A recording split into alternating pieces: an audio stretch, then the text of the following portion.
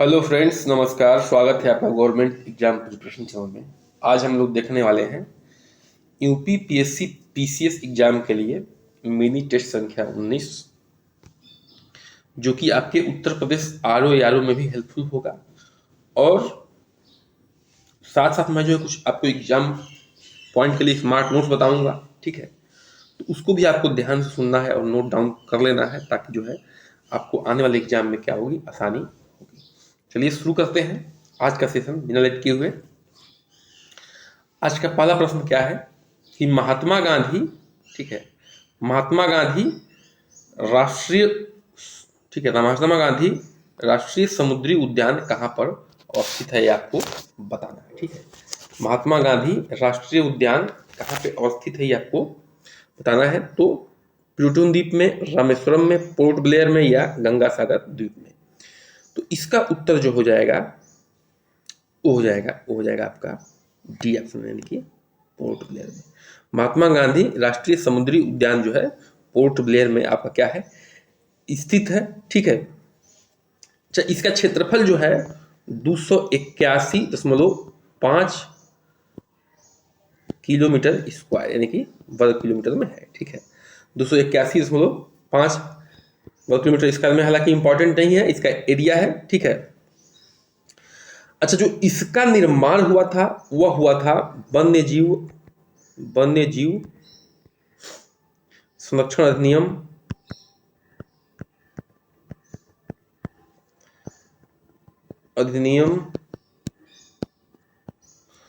1972 के अंतर्गत। वन्य जीव संरक्षण अधिनियम 1972 के अंतर्गत जो इसका निर्माण हुआ था, कब हुआ था? 24 मई 1983 में। कब हुआ था? 24 मई 1983 में ये हुआ था, वन्य जीव संरक्षण अधिनियम 1972 के अंतर्गत, और 24 मई 1983 को। एरिया आप लोग देख सकते हैं 281.5 किलोमीटर स्क्वायर, जो कि पोर्ट ब्लेयर में है। अगले प्रश्न पे आते हैं। इसमें जो है आपको सही उत्तर का चुनाव करना है। स्टेटमेंट दिया हुआ है कि कौन सा जो सही उत्तर है, ठीक है। देखिए, समांतर 3 जनवरी को होने वाली रवि नीच पर पृथ्वी सूर्य की क्या होती है? निकटतम होती है। समांतर 4 जुलाई को होने वाले रवि नीच पर पृथ्वी सूर्य की अधिकतम दूरी पर होती है। समांतर 4 जुलाई को होने वाले सूर्योच्च पर पृथ्वी सूर्य से अधिक दूर होता है। समांतर 3 जनवरी को होने वाले सूर्योच्च पर पृथ्वी सूर्य के निकटतम होता है। तो ये आपको 4 स्टेटमेंट दिया है। आप ऑप्शन में देख रहे हैं केवल 2 ही सही होंगे, या एक भी सही हो सकता है। तो इसका जो उत्तर होगा वो होगा आपका सी ऑप्शन, ठीक है। समांतर 3 जनवरी को रवि नीच पर पृथ्वी सूर्य से निकटतम होता है, ठीक है। क्या होता है? निकटतम होता है, ये सही है। और तीसरा, समांतर 4 जुलाई को होने वाले सूर्योच्च पर पृथ्वी सूर्य से सबसे अधिक दूर होता है। तो ये 2 स्टेटमेंट सही है और बहुत ही इंपॉर्टेंट स्टेटमेंट है। आपको जो है एग्जाम पॉइंट ऑफ व्यू से इसको याद कर लेना होगा। आगे बढ़ते हैं, अगले प्रश्न पे आते हैं, ठीक है। अब देखिए, कोशिका का समस्त जीवित अंश, जीवद्रव्य, जिसको प्रोटोप्लाज्म भी कहते हैं, कहलाता है। यह निम्न में से किससे निर्मित होता है? जो प्रोटोप्लाज्म होता है वह किससे निर्मित होता है? कोशिका द्रव्य से, यानी कि साइटोप्लाज्म से, कोशिका द्रव्य और केंद्र द्रव्य से, केवल केंद्र द्रव्य से, कोशिका द्रव्य, केंद्र द्रव्य और अन्य कोशिकांग से। तो उत्तर हो जाएगा डी।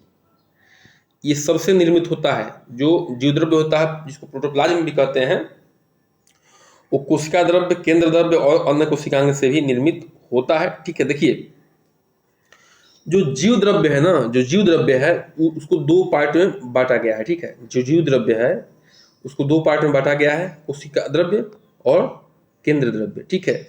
और उसमें कोशिकांग भी शामिल है।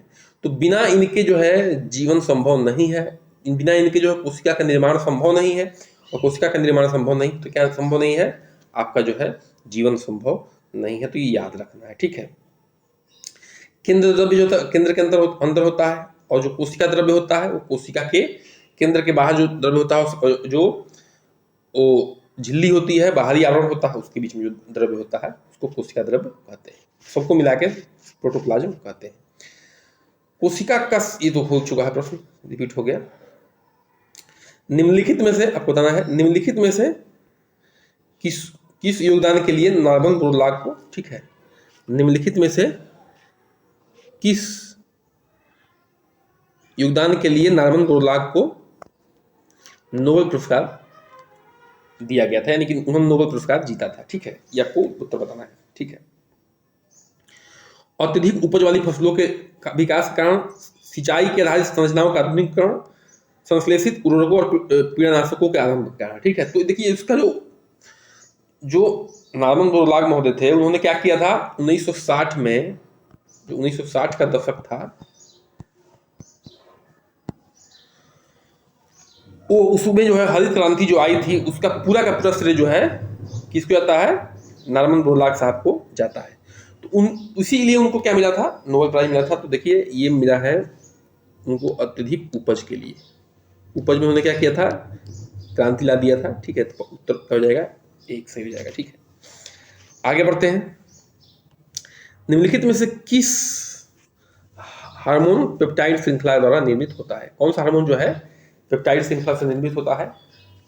ऑक्सीटोसिन, कार्टिकोटॉक्सिन या कार्टिकोसोन या इंसुलिन? तो उत्तर हो जाएगा सी, यानी कि इंसुलिन जो होता है यह पेप्टाइड बांड से निर्मित होता है, यह ध्यान रखना है। इंसुलिन क्या होता है, पेप्टाइड बांड से निर्मित होता है। अच्छा, इंसुलिन का कार्य क्या होता है, यह हमारे शरीर में जो शुगर लेवल है, यानी कि जो शर्करा लेवल है, ठीक है, जो शर्करा लेवल है उसको क्या करता है, उसको जो है नियंत्रित करता है, यानी कि कंट्रोल करता है। कौन, इंसुलिन। तो बहुत ही इंपॉर्टेंट है।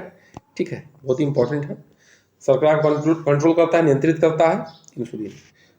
आगे बढ़ते हैं, अगले पॉइंट पे आते हैं। निम्नलिखित में से कौन सा दीर्घकालीन समुद्र तल परिवर्तन का कारण है? दीर्घकालीन समुद्र तल परिवर्तन का कारण है, ये बताना आपको। ठीक है, देखिए ये सब प्रश्न जो है थोड़ा सा लॉजिक वाले होते हैं, ऐसे प्रश्नों को ध्यान से करना होता है। देखिए वायुमंडलीय विक्षोभ, समुद्री जल घनत्व में परिवर्तन, हिमखंडों का पिघलना, बर्फ चादरों का पिघलना।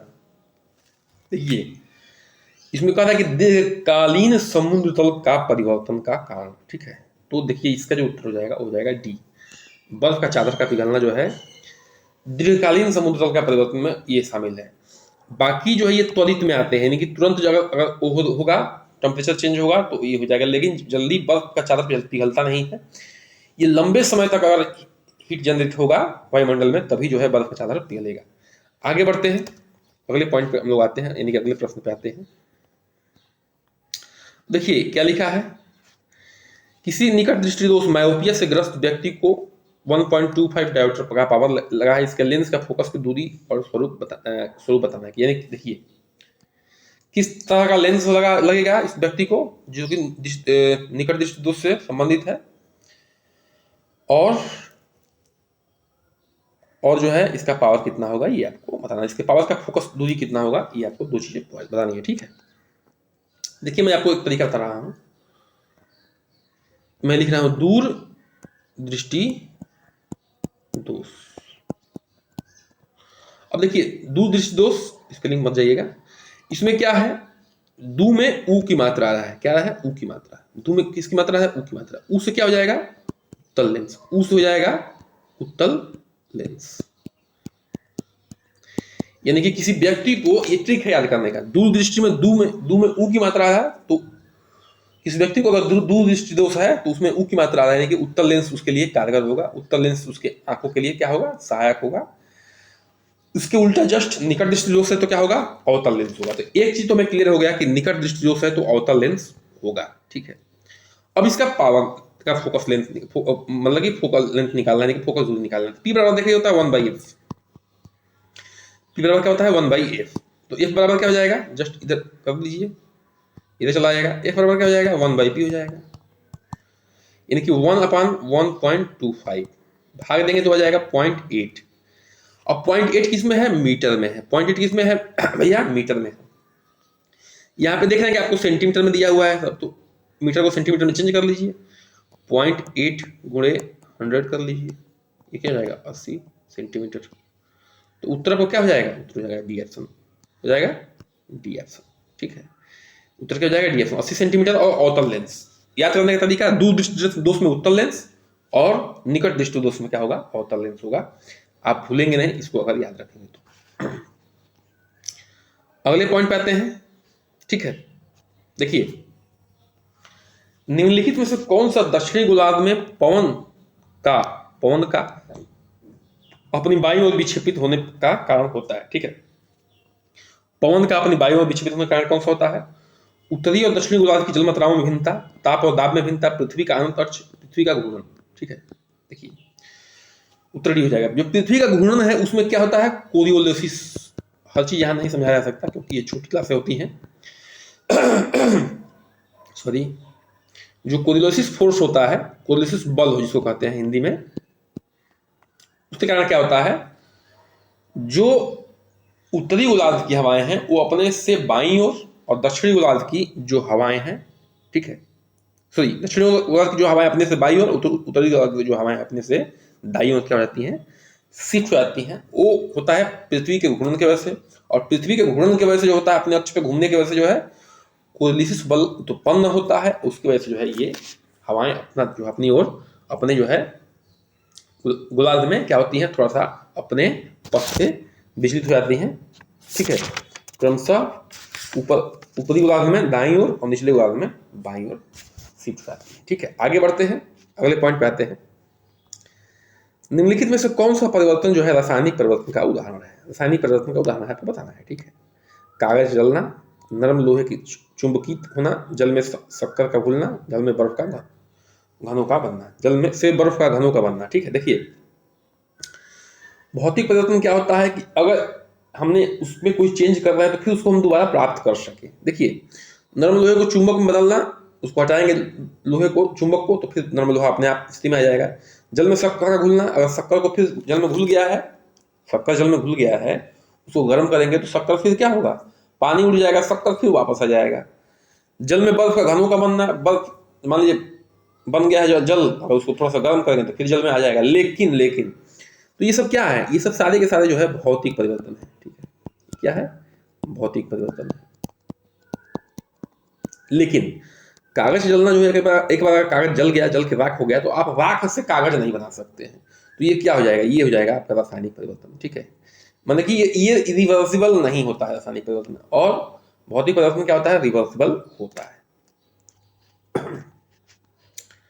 अगले पॉइंट पर हम लोग आते हैं। ठीक है, देखिए दंड चुंबक के संबंधित निम्नलिखित कथनों पर विचार करना है, कौन सा सही है। ठीक है,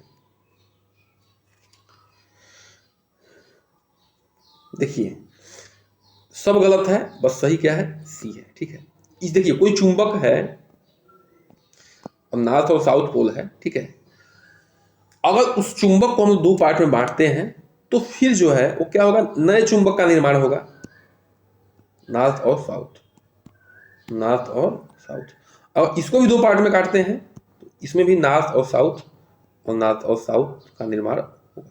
ठीक है, यानी कभी भी जो चुंबक होते हैं, ठीक है, कभी भी जो चुंबक होते हैं दंड चुंबक, उनको कितना भी पार्ट में काटें तो एक चुंबक का निर्माण होगा, नॉर्थ साउथ पोल उसमें जनरेट होगा। ठीक है, तो इसलिए जो है यही सही है, बाकी सब क्या है? बाकी जो है गलत है। तो इसका उत्तर क्या हो जाएगा? C option. ठीक है, किसी भी चुंबक को काटा जाए तो नॉर्थ साउथ पोल का निर्माण होगा।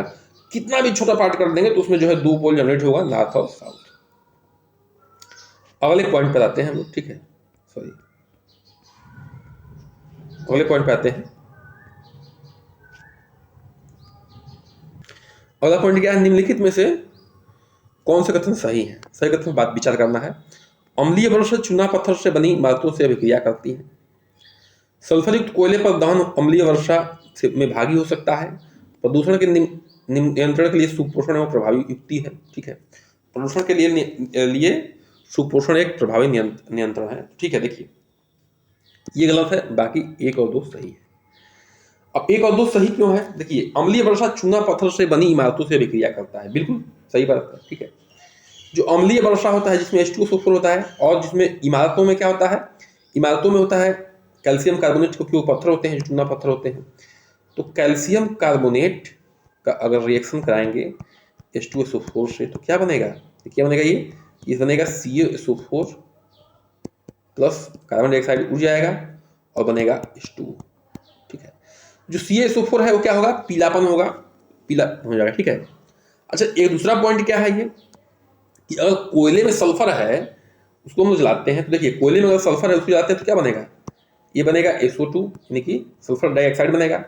और सल्फर डाइऑक्साइड अगर रिएक्शन करेगा वायु में ऑक्सीजन जो भी है मौजूद है उससे ठीक है, ठीक है, तो भी SO2 ही बनेगा।